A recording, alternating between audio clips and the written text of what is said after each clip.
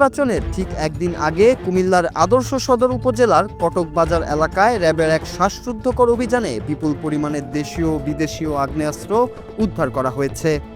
মঙ্গলবার ভোররাত থেকে শুরু হয়ে টানা ৮ ঘন্টা ধরে চলা এই বিশেষ অভিযানে দুটি পুকুর থেকে সাদা প্লাস্টিকের বস্তায় মোড়ানো অবস্থায় এসব মরণাস্ত্র পাওয়া যায়। উদ্ধারকৃত অস্ত্রের তালিকায় রয়েছে ৩টি বিদেশি পিস্তল, একটি রিভলভার, ২টি একনালা বন্দুক, ৬টি ম্যাগাজিন এবং প্রচুর পরিমাণে গুলি।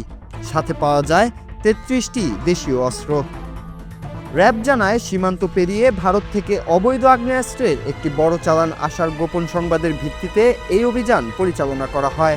গোয়েন্দা তথ্যের সত্যতা নিশ্চিত হওয়ার পর কটক বাজার এলাকায় একটি পুকুরে তল্লাশি চালিয়ে প্রথমে একটি ব্যাগ উদ্ধার করা হয় এবং পরবর্তীতে পাশের অন্য একটি পুকুর থেকেও অস্ত্রের সন্ধান পাওয়া যায়। বড় ধরনের কোনো নাশকতার ছক বানচাল করতে র্যাব ১১-র এই বিশেষ অভিযানটি ছিল অত্যন্ত সুপরিকল্পিত ও সফল। এই বিষয়ে র্যাব ১১ CPC-2 এর কোম্পানি কমান্ডার মেজর সাদমান ইবনে আলম জানান, গোপন সংবাদের ভিত্তিতে সফলভাবে এই অস্ত্রগুলো জব্দ করা সম্ভব হয়েছে। এগুলো আসন্ন নির্বাচনে নাশকতার উদ্দেশ্যে আনা হয়েছিল কিনা তা খতিয়ে দেখতে গভীর তদন্ত শুরু হয়েছে। তথ্য ছিল, গোপন তথ্যের ভিত্তিতে আমরা এখানে অভিযান পরিচালনা করেছি। এখানে কিছু বিদেশি অস্ত্র পাওয়া গেছে এবং দেশীয় অস্ত্র পাওয়া গিয়েছে। তদন্ত সাপেক্ষে এগুলোর ডিটেলস আপনাদেরকে পরবর্তী সময়ে জানিয়ে দেওয়া হবে। নির্বাচনী সহিংসতার জন্যও হতে পারে, এটা আসলে তদন্ত সাপেক্ষ একটি ব্যাপার। এই ব্যাপারে এখন কমেন্ট করাটা ঠিক হবে না।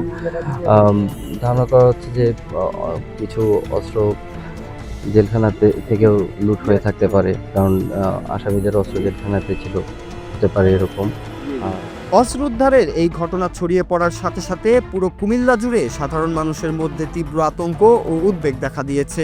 নির্বাচনের আগ মুহূর্তে জনমনে স্বস্তি ফেরাতে আইন শৃঙ্খলা রক্ষাকারী বাহিনী এলাকাটি ঘিরে রেখে নিরাপত্তা জোরদার করেছে।